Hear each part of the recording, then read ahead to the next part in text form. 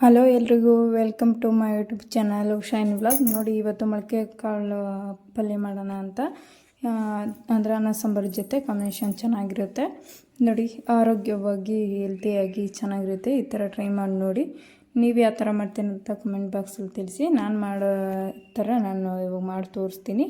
ಬನ್ನಿ ಮಾಡೋದು ಹೆಂಗೆ ಅಂತ ತೋರಿಸ್ತೀನಿ.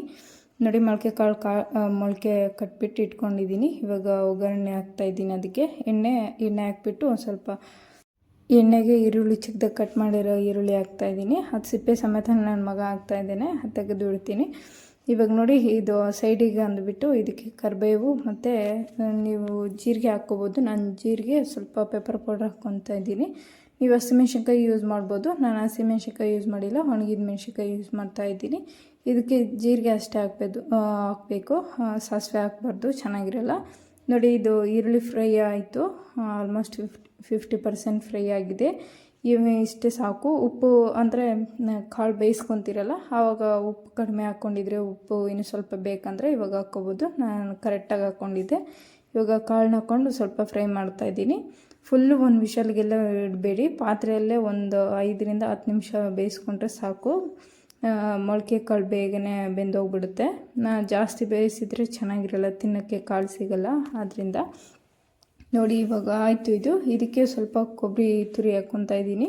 ಚೆನ್ನಾಗಿರುತ್ತೆ ಕೊಬ್ಬರಿ ತುರಿ ಹಾಕ್ಕೊಂಡ್ರೆ. ಇದು ಆಪ್ಷನಲ್ಲು, ನಮಗೆ ಬೇಡ ಅನ್ನೋರು ಸ್ಕಿಪ್ ಮಾಡ್ಕೋಬೋದು. ಚೆನ್ನಾಗಿರುತ್ತೆ ಕೊಬ್ಬರಿ ತುರಿ ಹಾಕಿದರೆ, ಟೇಸ್ಟು ಡಿಫ್ರೆಂಟಾಗಿರುತ್ತೆ. ನೋಡಿ ಕೊಬ್ಬರಿ ಏನು ಹಾಕ್ಬಿಟ್ಟು ಫುಲ್ ಫ್ರೈ ಮಾಡ್ತಾಯಿದ್ದೀನಿ. ಅಂದರೆ ಒಂದು 5 ಸೆಕೆಂಡ್ ಫ್ರೈ ಮಾಡಿದರೆ ಸಾಕು. ಇದು ಪ್ರಿಪೇರ್ ಆಯಿತು. ತೋರಿಸ್ತೀನಿ ಯಾವ ಥರ ಇದೆ ಅಂತ. ನೋಡಿ ಎಷ್ಟು ಚೆನ್ನಾಗಿದೆ, ನೋಡಿದ್ರೇ ತಿನ್ನಬೇಕು ಅನಿಸುತ್ತೆ. ಆ ಥರ ಇರುತ್ತೆ. ಖಾರ ಹುಳಿ ಎಲ್ಲ ಇರುತ್ತೆ. ನಾನು ಹೇಳಿದ ರೀತಿ ಮಾಡಿದರೆ. ನೋಡಿ ಲಾಸ್ಟಿಗೆ ಕೊತ್ತಂಬರಿ ಹಾಕಿದರೆ ಆಗೋಯ್ತು, ಫಿನಿಶ್. ಕಾಳು ರೆಡಿ ಆಯಿತು. ನೋಡಿ ಇವಾಗ ಇದಕ್ಕೆ ಇಷ್ಟೇ, ಇನ್ನೇನು ಇಲ್ಲ. ಇದನ್ನ ಒಂದು ಬಟ್ಲಿಗೆ ಸರ್ವ್ ಮಾಡ್ಕೊಂಡಿದ್ದೀನಿ. ಯಾವ ಥರ ಕಾಣಿಸ್ತಿದೆ ನೋಡಿ.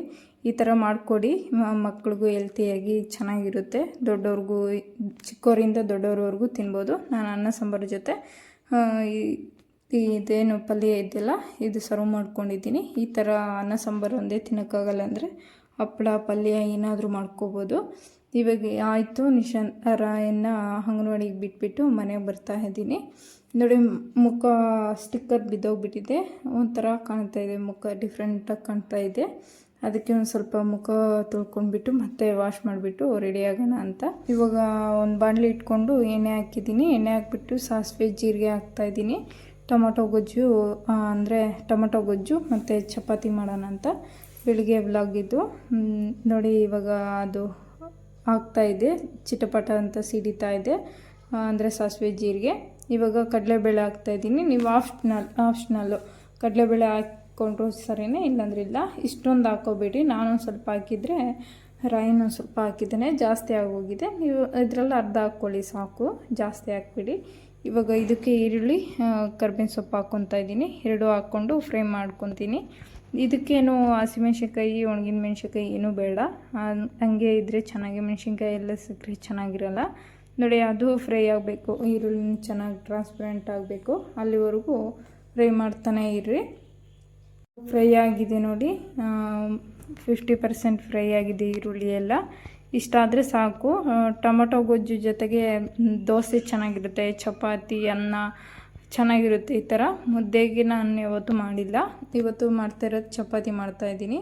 ನೋಡಿ ಇವಾಗ ಶುಂಠಿ ಬೆಳ್ಳುಳ್ಳಿ ಏನು ಜಜ್ಜಿಟ್ಕೊಂಡಿದ್ನ ಅದನ್ನ ಹಾಕ್ಕೊತಿದ್ದೀನಿ. ನೀವು ಪೇಸ್ಟ್ ಬೇಕಿದ್ರೆ ಯೂಸ್ ಮಾಡ್ಕೋಬೋದು. ನಾನು ಪೇಸ್ಟ್ ಇಲ್ಲ, ಅದರಿಂದ ಅಂದರೆ ಪೇಸ್ಟ್ ಹಾಕಿದ್ರೇ ಡಿಫ್ರೆಂಟಾಗಿ ಬರುತ್ತೆ ಟೇಸ್ಟು.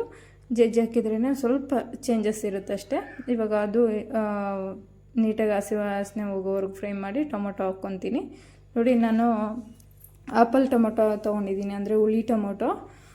ನೀವು ಫಾರಮ್ ಟೊಮೊಟೊ ಸಮೇತ ತೊಗೋಬೋದು. ಫಾರಮ್ ಟೊಮೊಟೊ ಹುಳಿ ಕಡಿಮೆ ಅಂದರೆ ಸ್ವಲ್ಪ ಹುಣಸೆಹಣ್ಣು ನೆನೆಸ್ಬಿಟ್ಟು ಕಿವುಚಿ ಹಾಕ್ಕೊಳ್ಳಿ. ನನಗೆ ಇದು ಆಪಲ್ ಟೊಮೊಟೊ ಅಲ್ಲ, ಸಾಕಾಗುತ್ತೆ ಹುಳಿ, ಅದರಿಂದ ಹುಳಿ ಇದೆ. ಇಷ್ಟೇ ಸಾಕು. ನೀರೇನೋ ಹಾಕೋಕ್ಕೆ ಹೋಗಬೇಡಿ, ಅದರಲ್ಲೇ ನೀರು ಬಿಟ್ಕೊಳ್ಳುತ್ತೆ. ನೋಡಿ ನೀರೇ ಹಾಕಿಲ್ಲ, ಎಷ್ಟೊಂದು ನೀರು ಬಿಟ್ಕೊತಾ ಇದೆ. ಫಸ್ಟಿಗೆ ಹಾಕಿದಾಗ ಇಷ್ಟೊಂದು ನೀರು ಇರಲಿಲ್ಲ, ಅದು ಫ್ರೈ ಆಗ್ತಾ ಫುಲ್ಲು ನೀರು ಬಿಟ್ಕೊಳ್ಳುತ್ತೆ. ಇವಾಗ ಉಪ್ಪು, ಅರಿಶಿನ, ಅದಕ್ಕೆ ಖಾರ ಪುಡಿ ಇಷ್ಟನ್ನು ಹಾಕಿ ಒಂದು ಸರಿ ಮಿಕ್ಸ್ ಕೊಟ್ಬಿಟ್ಟು ಮುಚ್ಚಿಟ್ರೆ ಅದು ಫುಲ್ಲು ಫ್ರೈ ಆಗಿಬಿಡುತ್ತೆ. ಅಂದರೆ ಇದು ಬೇಯಲ್ಲ ಅನ್ನೋರು ಈ ಟೀ ಗ್ಲಾಸಲ್ಲಿ ಕಾಲು ಭಾಗದಷ್ಟು ಹಾಕ್ಕೊಳ್ಳಿ. ಅಂದರೆ ನೀರು ಹಾಕಿದಷ್ಟು ಟೇಸ್ಟು ಹೋಗುತ್ತೆ, ತುಂಬ ದಿನವೂ ಇರೋಲ್ಲ. ಒಂದು ಸರಿ ಮಾಡಿ ಇಟ್ಕೊಂಡ್ರೆ ಈ ಗೊಜ್ಜು ಒಂದು ವಾರ ಗಂಟ ಕೆಡಲ್ಲ. ಅದರಿಂದ ನಾರ್ಮಲಾಗಿ ಹೊರಗಿಟ್ರು 3 ದಿನ ಇರುತ್ತೆ, ಫ್ರಿಜ್ಜಲ್ಲಿಟ್ಟರು 1 ವಾರ ಇರುತ್ತೆ. ಅದರಿಂದ ಈ ಥರ ನೀರು ಹಾಕದೆ ಮಾಡಿದರೆ ಚೆನ್ನಾಗಿ ಅಷ್ಟೇ. ಈ ಟೊಮೊಟೊ ಗೊಜ್ಜಿಗೆ ಚಪಾತಿ ಪೂರಿ ಅಷ್ಟೊಂದು ಗೊತ್ತಿಲ್ಲ. ಅಂದರೆ ನನಗೆ ತುಂಬ ಇಷ್ಟ ಅಂದರೆ ಚಪಾತಿಗೆ ಅನ್ನ, ಚಪಾತಿ ಮತ್ತು ದೋಸೆ, ಈ 3ಕ್ಕೂ ಕಾಂಬಿನೇಷನ್ ಸಖತ್ತಾಗಿರುತ್ತೆ. ಅಂದರೆ ಇದು ಮಳೆಗಾಲದಲ್ಲಿ ಕೊಡಬೇಡಿ, ಸ್ವಲ್ಪ ಕೋಲ್ಡ್ ಜಾಸ್ತಿ, ಟೊಮೊಟೊ ಜಾಸ್ತಿ ಹಾಕ್ಕೊಂಡಿರ್ತೀವಲ್ಲ ಅದರಿಂದ. ನೋಡಿ ಇವಾಗ ಇದು ಬೇಯ್ತಾ ಇದೆ, 50% ಬೆಂದಿದೆ, ಇನ್ನು 50% ಬೇಯಬೇಕು. ನೋಡಿ ನೀರೇ ಹಾಕಿಲ್ಲ, ಎಷ್ಟೊಂದು ನೀರಿದೆ, ಫುಲ್ಲು ನೀರು ಬಿಟ್ಕೊಂಡಿದೆ ಅದು. ಇವಾಗ ಸ್ವಲ್ಪ ಕಾಯಿ ತುರಿ ಹಾಕ್ತಾಯಿದ್ದೀನಿ ಸ್ವಲ್ಪ. ಇದು ಆಪ್ಷನಲ್, ನೀವು ಹಾಕ್ಕೊಳೋದಾದ್ರೆ ಹಾಕ್ಕೊಳ್ರಿ, ಇಲ್ಲಾಂದರೆ ಸ್ಕಿಪ್ ಮಾಡಿ. ಹಂಗೆ ಆದರೂ ಚೆನ್ನಾಗಿರುತ್ತೆ, ಏನೂ ಡಿಫ್ರೆಂಟ್ ಆಗೋಲ್ಲ. ನಾನು ಸ್ವಲ್ಪ ಮಿಕ್ಕಿದೆ ಅಂತಂದು ಹಾಕ್ಕೊಂಡಿದ್ದೀನಿ ಅಷ್ಟೇ, ವೇಸ್ಟ್ ಮಾಡಬಾರ್ದು ಅಂತ. ನೋಡಿ ಇವಾಗ ಹಾಕ್ಕೊಂಡು ಫ್ರೈ ಮಾಡ್ತಾಯಿದ್ದೀನಿ. ಇದನ್ನು ಇನ್ನೂ ಅದು ಕಾಯಿ ಹಾಕಿದ್ಮೇಲೆ ಇನ್ನೂ ಒಂದು 5 ನಿಮಿಷ ಬೇಯಕ್ಕೆ ಬಿಟ್ಟಿದ್ದೀನಿ. ಟೇಸ್ಟ್ ಮಾತ್ರ ಸಖತ್ತಾಗಿತ್ತು ಅಂತಲೇ ಹೇಳ್ಬೋದು, ಅಸಮ್ ಅಂತಲೇ ಹೇಳ್ಬೋದು. ಸಖತ್ತಾಗಿ ಬಂದಿತ್ತು ಟೊಮೊಟೊ ಗೊಜ್ಜು ಮಾತ್ರ. ಟೊಮೊಟೊ ಗೊಜ್ಜು ಮತ್ತು ಚಪಾತಿ. ಇವಾಗ ಟೊಮೊಟೊ ಗೊಜ್ಜು ಆಯಿತು, ಚಪಾತಿ ಮಾಡಬೇಕು. ಇವಾಗ ಹೆಂಚಿಟ್ಕೊಂಡಿದ್ದೀನಿ ಚಪಾತಿ ಮಾಡೋಕ್ಕೆ. ನಾನು ಯಾವಾಗಲೂ ಇದೇ ಥರ ಚಪಾತಿ ಮಾಡೋದು. ಇವಾಗ ಕಾದಿದೆ, ಚಪಾತಿ ಹಾಕ್ಕೊತಾ ಇದ್ದೀನಿ. ಅಂದರೆ ದೋಸೆಗೂ ಚೆನ್ನಾಗಿರುತ್ತೆ, ಅಂದರೆ ಚಪಾತಿಗಿನ್ನ ದೋಸೆಗೆ ಸಖತ್ತಾಗಿರುತ್ತೆ. ಟ್ರೈ ಮಾಡಿ ನೋಡಿ. ಇವಾಗ ಮಾಡಿದ್ದಾಯಿತು, ತಿಂದುಬಿಟ್ಟು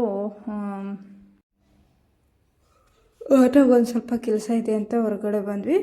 ಅಂದರೆ ಹಾಸ್ಪಿಟ್ಲ್ ಹತ್ರ ಹೋಗ್ಬೇಕಂತ ಇವಾಗ ಹೋಗ್ತಾ ಇದ್ದೀವಿ. ಬಿಸಿಲು ಇವತ್ತು ಕಡಿಮೆನೇ, ಮಳೆ ಬರೋ ಥರ ಇದೆ. ನಾವು ಹೋಗೋಷ್ಟರಲ್ಲಿ ಮಳೆ ಬರುತ್ತೇನೋ ಗೊತ್ತಿಲ್ಲ. ಇವತ್ತು ಹಾಸ್ಪಿಟ್ಲಲ್ಲಿ ನನಗೆ ಸ್ಪೆಟ್ ಕೊಡ್ತಾರೆ ಅಂತಂದು ಹೇಳಿದರು, ಅದಕ್ಕೆ ಹಾಸ್ಪಿಟ್ಲ್ ಹತ್ರ ಬಂದ್ವಿ. ನೋಡಿ ಅಲ್ಲಿ ನಿಂತ್ಕೊಂಡಿದ್ದೀನಿ. ಅಂದರೆ ಕಣ್ಣು ತುಂಬ ಉರಿತಾ ಆಯಿತು ಫೋನ್ ನೋಡಿ. ಆದ್ದರಿಂದ ಅವರು ಟೆಸ್ಟ್ ಮಾಡಿ ಕನ್ನಡಕ ಕೊಡ್ತೀನಿ ಅಂತಂದು ಹೇಳಿದ್ದಕ್ಕೆ ಬಂದ್ವಿ. ಅಂದರೆ ಗುರುವಾರ 3ನೇ ತಾರೀಕು ಕೊಡ್ತೀವಿ ಅಂತಂದು ಹೇಳಿದರು. ಅದಕ್ಕೆ ಬಂದುಬಿಟ್ಟು ನಮ್ಮನೆ ಅಲ್ಲಿ ನಿಂತ್ಕೊಂಡು ಇಸ್ಕೊತಾ ಇದ್ದಾರೆ. ಇವಾಗ ಇಸ್ಕೊಂಡ್ಬಿಟ್ಟು ಗಾಡಿ ಹುಡುಕ್ತಾ ಇದ್ವಿ, ಮತ್ತು ಬೇರೆ ಕಡೆ ಹೋಗೋದಿತ್ತು. ಆದ್ದರಿಂದ ಅಂದರೆ ಈ ಸ್ವೆಟ್ಟು ಹೆಂಗಾಗುತ್ತೋ ಗೊತ್ತಿಲ್ಲ. ಅಲ್ಲಿಂದ ಒಂದು ಸ್ವಲ್ಪ ಮಳೆ ಬೀಳ್ತಾ ಇತ್ತು, ಅದಕ್ಕೆ ಅಲ್ಲಿ ಗೋಬಿ ಹತ್ರ ನಿಂತ್ಕೊಂಡ್ವಿ. ಸ್ವಲ್ಪ ಗೋಬಿ ಎಲ್ಲ ತಿಂದ್ಬಿಟ್ಟು ನಮ್ಮನ್ನ ATM ಅಲ್ಲಿ ಕಾಸು ಬಿಡಿಸ್ಬೇಕು ಅಂದರು, ಅದಕ್ಕೆ ಬಿಡಿಸ್ತಾಯಿದ್ರು. ನಾನು ಅಲ್ಲೇ ನಿಂತ್ಕೊಂಡು ವೀಡಿಯೋ ಶೂಟ್ ಮಾಡ್ಕೊತಾ ಇದ್ದೆ. ಅಂದರೆ ನೋಡಿ ಲೈಟಾಗಿ ಬಿದ್ದಿದೆ ಮಳೆ, ಗೊತ್ತಾಗ್ತಿದೆ ಅಂದ್ಕೊಂಡಿದ್ದೀನಿ. ಅಂದರೆ ರೋಡಲ್ಲಿ ಅಷ್ಟೊಂದು ಗೊತ್ತಾಗಲ್ಲ. ನೋಡಿ ಇಲ್ಲಿ ಮಳೆ ಹನಿ ಬಿದ್ದಿರೋದು ಗೊತ್ತಾಗ್ತಿದೆ. ಇವಾಗ ಅಲ್ಲಿಂದ ಪೌಚ್ ಹಾಕ್ಸ್ಬೇಕಾಗಿತ್ತು, ಮೊಬೈಲ್ಗೆ ಪೌಚು, ಮತ್ತು ಮೊನ್ನೆ ಮೊಬೈಲ್ ಹೊಡೆದೋಗಿತ್ತಲ್ಲ, ಸ್ಕ್ರೀನ್ ಕಾರ್ಡ್ ಹೋಗಿತ್ತು.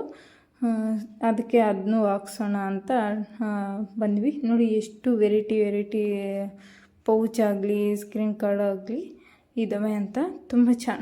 ತುಂಬ ಅಂದರೆ ಇಂಥ ಅದಕ್ಕೆ ಸಿಗಲ್ಲ ಅನ್ನಂಗಿಲ್ಲ, ಪ್ರತಿಯೊಂದು ಮೊಬೈಲ್ಗೂ ಸಿಗುತ್ತೆ ಇಲ್ಲೇ. ಇದಿಲ್ಲ ಅಂತ ನಿಮಗೆ ಅಡ್ರೆಸ್ಸು ತೋರಿಸ್ತೀನಿ, ಕೊನೆವರೆಗೂ ನೋಡ್ತಾ ಇದ್ದೀರಿ. ಇನ್ನೂ ಹುಡುಕ್ತಾ ಇದ್ದಾರೆ ಅದಕ್ಕೆ ಪೌಚ್ ಸಿಗ್ತಾ ಇಲ್ಲ. ಕಾರ್ಡೇನ ಹಾಕ್ಕೊಟ್ರು. ನೋಡಿ ದುರ್ಗಾಂಬಿಕೆ ಅಂತ ಅಲ್ಲಿ ಇರೋದು. ಇವಾಗ ಅಲ್ಲಿ ಹಾಕ್ಸ್ಕೊಬಿಟ್ಟು ವಿವೋ ಅದು ಇದೆಯಲ್ಲ, ವಿವೋ ಟೆಕ್ಸ್ಟೈಲ್ ಅಂತ, ಅದರ ಆಪೋಸಿಟೇ ಈ ಅಂಗಡಿ ಇರೋದು.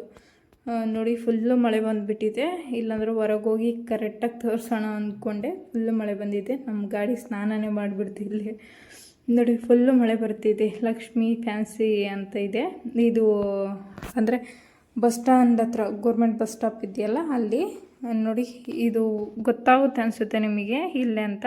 ನಿಮಗೆ ನೋಡಿ ಈ ಥರ ಪೌಚ್ ತೊಗೊಂಡ್ವಿ. ಇಲ್ಲಿ ನೋಡಿ ಲಕ್ಷ್ಮಿ, ಈ ಥರ ಲಕ್ಷ್ಮಿ ಎಲ್ಲರ ಮನೆಗೂ ಬರಲಪ್ಪ, ನನಗಂತೂ ಬರಲಿ ಅಂತ ಬೇಡ್ಕೊಳ್ತಾ ಅಲ್ಲೇ ಇದು ಕಾಯಿ ಲಕ್ಷ್ಮಿ, ಇದು ಚೆನ್ನಾಗಿತ್ತು, ಅದಕ್ಕೆ ಫೋಟೋ ಹೊಡ್ಕೊಂಡ್ವಿ. ಇಲ್ಲಿ 5 ನಿಮಿಷ ಲೇಟ್ ಆಗುತ್ತೆ ಅಂದರು. ಅಮೌಂಟ್ ಬಿಡ್ಸೋಕೆ ಹೋದರೆ ಅಮೌಂಟು ಇರಲಿಲ್ಲ ATMಲ್ಲಿ. ಮತ್ತು ಬಂದುಬಿಟ್ಟು ಗೋಬಿ ತಿಂದುಬಿಟ್ಟು ನಮ್ಮ ಮನೆಯವ್ರು ಚೆಕ್ ಮಾಡ್ತಾಯಿದ್ರು ಇನ್ನೊಂದು ಸರಿ. ಇವಾಗ ಬಂತು ಅಮೌಂಟ್ ಎಲ್ಲ ಬಿಡಿಸ್ಕೊಂಡು ಊರಿಗೆ ಹೋಗೋಣ ಅಂತ ನಮ್ಮ ಮನೆಯವ್ರು ಡ್ಯೂಟಿಗೆ ಹೋದರು. ನೋಡಿ ಇದು ಗಣೇಶನ ದೇವಸ್ಥಾನ ಇದೆಯಲ್ಲ ಅಲ್ಲಿ, ಅಂದರೆ ಮುಳಬಾಗಿಲು ರೋಡ್ ಹೋಗುತ್ತಲ್ಲ ಅಲ್ಲಿ ಬಿಡಿಸಿದ್ದು. ಇವಾಗ ರೆಡಿ ಆಗಿಬಿಟ್ಟು ನಮ್ಮನೆ ಡ್ಯೂಟಿಗೆ ಹೋದ್ರು. ನಾನು ಚಿತ್ರದುರ್ಗ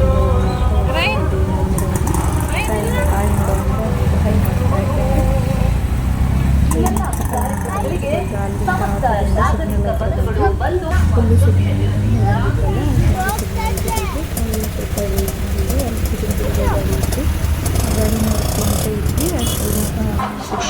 ಆಯಿತು. ಇಲ್ಲಿ ಬಂದರೆ ಫುಲ್ಲು ಮಳೆ, ಫುಲ್ಲು ಜನ ಇದ್ದಾರೆ, ಗಾಡಿನೇ ಇಲ್ಲ, ಥರ ಗಾಡಿಗಳೇ ಇಲ್ಲ, ನನಗೆ ಬಸ್ಗಳಿಲ್ಲ. ಹುಡುಕಿ ಒಂದು 2 ಅವರ್ ಆಗಿರೋದು.